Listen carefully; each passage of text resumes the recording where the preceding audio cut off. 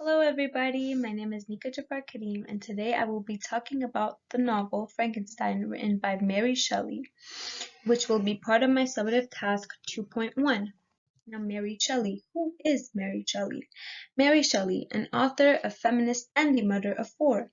She was born on August 30th, 1797 and died on February 1st, 1851, meaning she lived a short life of 53 years old. As mentioned earlier on, she is the author of the novel called Frankenstein, but what is not commonly discussed is how at the beginning she published the book anonymously.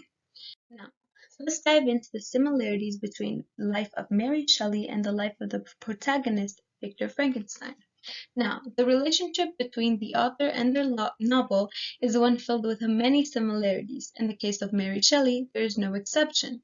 In the novel, we see three main resemblances, such as Victor going through the loss of his mother at a young age and Mary Shelley's mom passing away when she was born.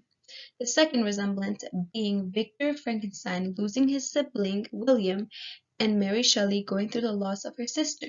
And last but not least, Mary Shelley's husband died earlier on, and Victor experienced the loss of his loved one throughout the book called Elizabeth. Now, now to give some context and summarize the book. To summarize, this book starts with an English adventurer named Robert Wilson, who is on an expedition to the North Pole. Throughout the entire book, he sends and receives letters from his sister. Now, on his way, he finds a man and helps him, and while developing this friendship, the man turns out to be Victor Frankenstein. The book is mostly seen in his point of view.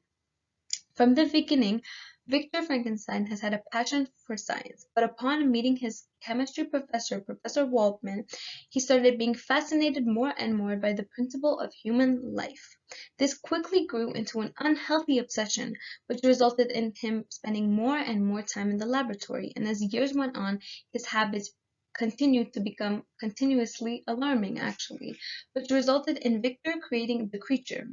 His creature had such a grotesque form that once making eye contact, Victor ran at the first sight of it from his own laboratory. And that's when these adventures began. Now, for my position. Now, is the novel a warning or an homage to modern scientists? For my position, I believe that the book Frankenstein is a warning to modern scientists. Now let's dive into my first argument. I believe that this novel is a warning to modern-day scientists to always have supervised and ethical experiments to avoid dangerous situations. To support this argument, I will present two quotes from the book that were stated by Victor Frankenstein. First one being, "A new species would bless me as its creator and source. Many happy and excellent natures would owe their being to me." And second one being, "I had worked hard for nearly 2 years.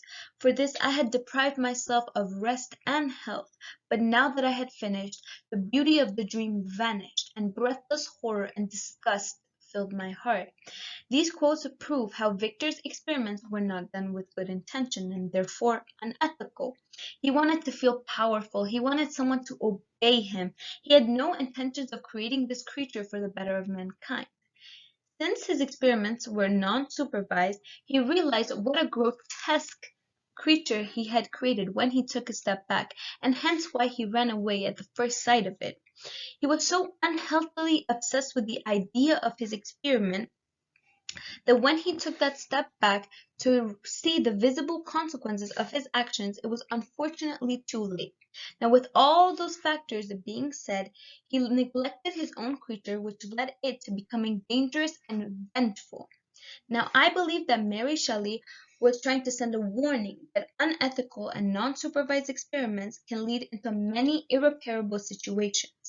I think by writing the science fiction novel, she not only sent a warning to modern-day scientists, but to everyone in general, the consequences that their rogue experiments can have on all of mankind. But Mary Shelley was not the only person in history trying to send a warning to modern-day scientists. The man you see on your right, Lewis Thomas, who was a scientist and an educator, once said, "The cloning of humans is on most of the most of the list of things to worry about from science." End quote. For many years, this has been a fear of mankind. since in hindsight, cloning is not really such a bad thing, since it can get us closer into finding cures for incurable diseases such as HIV and diabetes.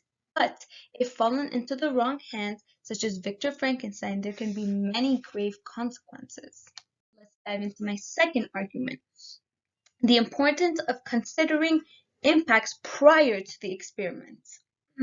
Through this novel, we see Victor suffering the consequences of his own actions, which led him to becoming enslaved by his own creature.